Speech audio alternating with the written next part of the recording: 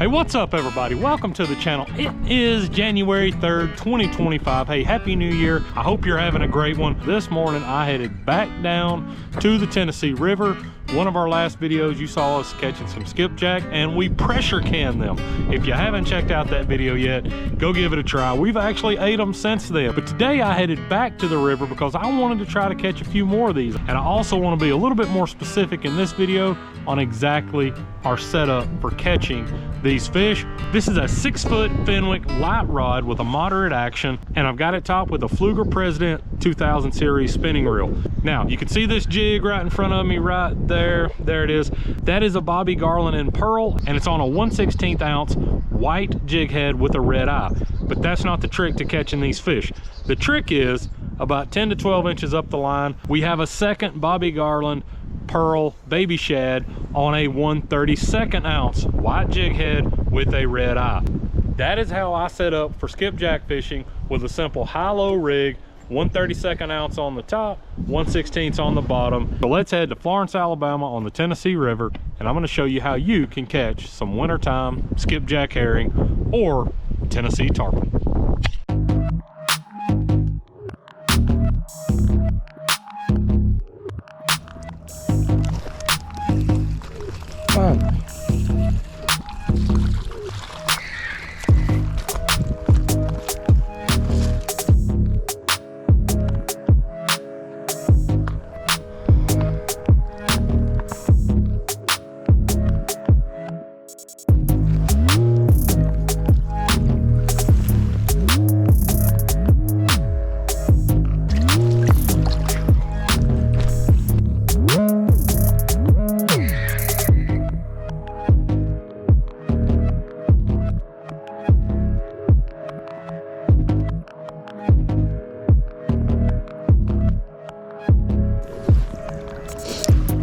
And what I did, I let that sink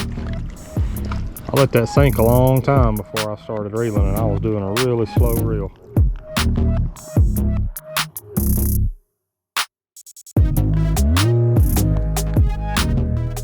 So the danger here on these rocks of reeling slow, and really anytime on the bank, we just missed another one, really anytime on the bank, is that as you get closer and the water's shallower, you get your rig hung up. We just had two misses, and so you time it right, you watch your line to tell kind of how close you're getting, and then you need to speed up there at the end. There he is. We got him that time. What is it this time? This is another skipjack, what we're after.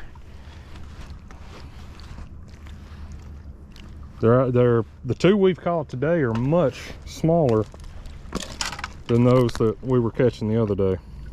And so what I'm doing, knowing that I'm wanting to can some of these to put up to eat, I'm going ahead and bleeding them right here at the water to help get the meat to be a little bit fresher. And then I've got ice in the cooler up in the truck, so when we get a few here in our bucket, we will run them up to the cooler and start getting them iced down.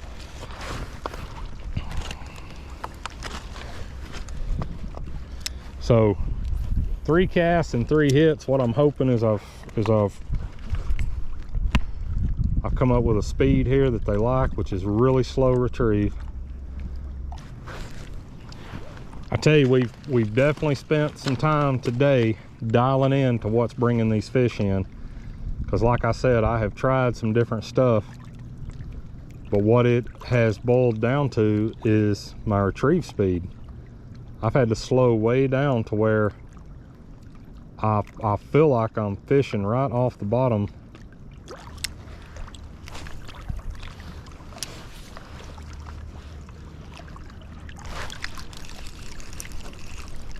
I'll hit it when it hit.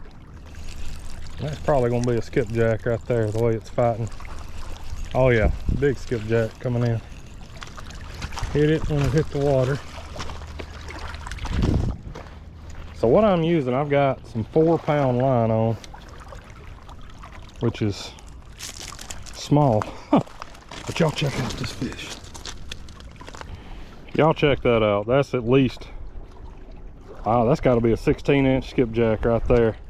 That's why they call them Tennessee tarpon. They put up such a fight. They come up out of the water, and on this light setup that I'm using, man, they are such a fun catch. I really do think this is chance. I think these fish are actively running up and down the bank, and you're just getting them coming through. It's been a challenge to not lose my rigs. There's another one. It's been a challenge to not lose my rigs trying to catch them. Oh, that one spit it. He spit it. When he came up and jumped, that was all there was to it. So there was a hit.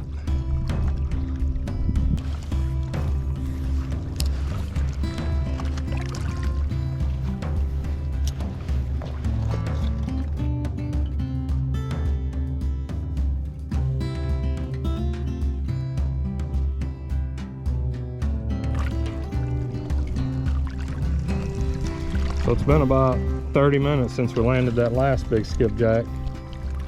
We wound up breaking off and retying, and went ahead and took them up to the truck, put them on ice, and we tried a few different spots. Here's just another one. Get him in before he has time to jump off. Whoop, he came off at the bank. Broke my line right there.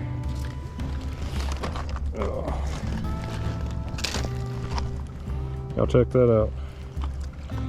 Snap my line right here at the bank, trying to lift him in. Just like that. So since we're retying, let me go ahead and show you what I've got. I have got a Bobby Garland baby shad. This is a pearl white. And I've got two of them, but one of them I've got on a 16th ounce jig head. And it was white with red eyes, but the paint's chipping off. And the other one I've got on a 32nd ounce jig head, and it's also white with red eyes. And so what I'm doing, I'm putting the 16th on the bottom and letting the 32nd ride about 12 inches above it. You know, one of the most common ways to fish for these fish is with a sabiki rig, which is nothing more than multiple hooks on a single line, stretched out to look like a school of swimming fish. And this basically mimics the same thing, just with a few less jigs. And it looks something like that. And it is a fun fight with those fish, no matter what size they are, on this setup. Now, one of the reasons my line broke is I have been hung in the rocks so many times. We just got bit. I've been hung in the rocks so many times, and it's a thousand wonders I haven't broke these two jigs off yet, because I've certainly broke off several more. But that line was just weak underneath that second jig head. We're getting bit right in here. I don't know if he'll come back or not.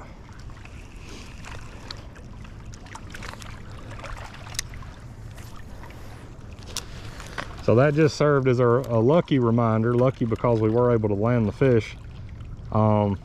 Get hung in the rocks much on this 4-pound, you need to take a minute and retie. I'm convinced that when these skipjack are feeding aggressively, they will miss a lot. There he is. They will miss hookups a lot. That's a nice one.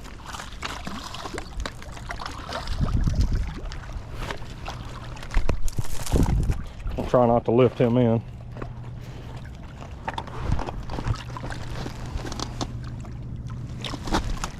Right there. And I think it's time to get some new line, because we just broke our line again trying to get that fish in.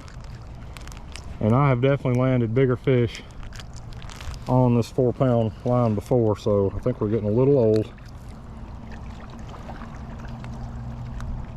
There's another one.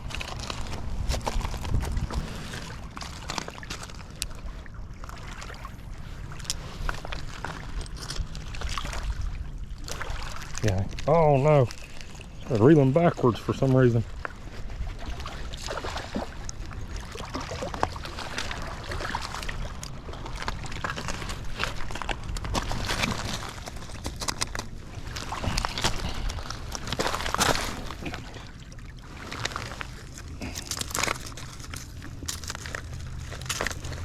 You want to talk about one slimy fish. Now these guys right here are a nightmare to get in if you're light lining, because man, you're trying not to lift up too much and they are just slimy, man.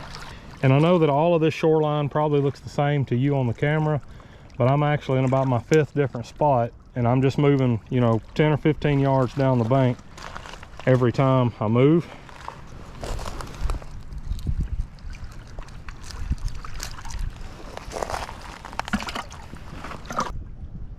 I will note that I have not caught any casting upstream today. They have all been casting, you know, even with me or downstream, or at least letting it drift downstream before I start reeling. But as far as casting upstream and reeling back to me, we're not getting bit that way.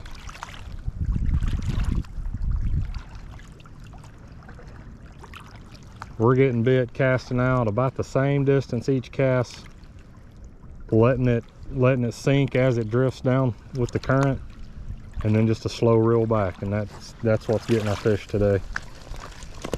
Not reeling fast at all.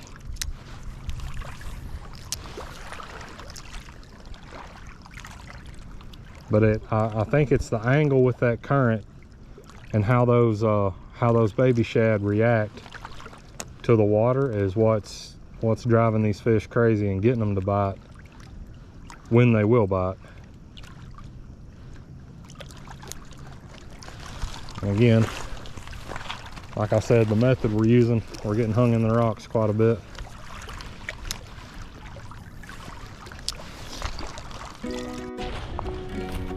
So I'm gonna head back up to the first spot that I started, probably 30 or 40 yards up the bank. Folks, it's been so long since I caught a fish that I had my camera off for that one. The last time I tied up after I broke off, I put this yellow jig head for my 16th ounce on the bottom, and I fished it solo for a long time. And I just have put this 30-second white one back above it, moved to a new spot, and I want you to notice that's the jig head that fish bit, was that upper one on a white. So I'm gonna be changing this bottom one back out. Hopefully I've got a white one left with a red eye.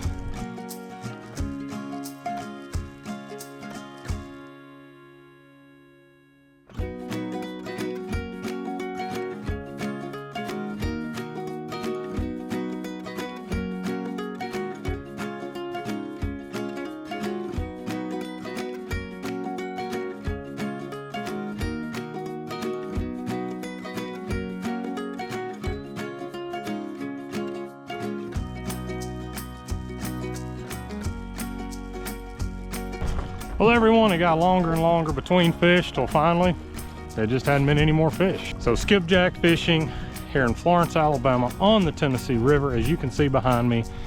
Well, it's gotten us a few fish for either bait or the canner. Not sure yet which one. Hey, thanks for watching. I hope you enjoyed the video. Hope you learned something today about how fun it can be to catch skipjack or Tennessee tarpon. Hey, make sure you leave a comment on the video. If you made it this far, put some kind of comment at the bottom of the video.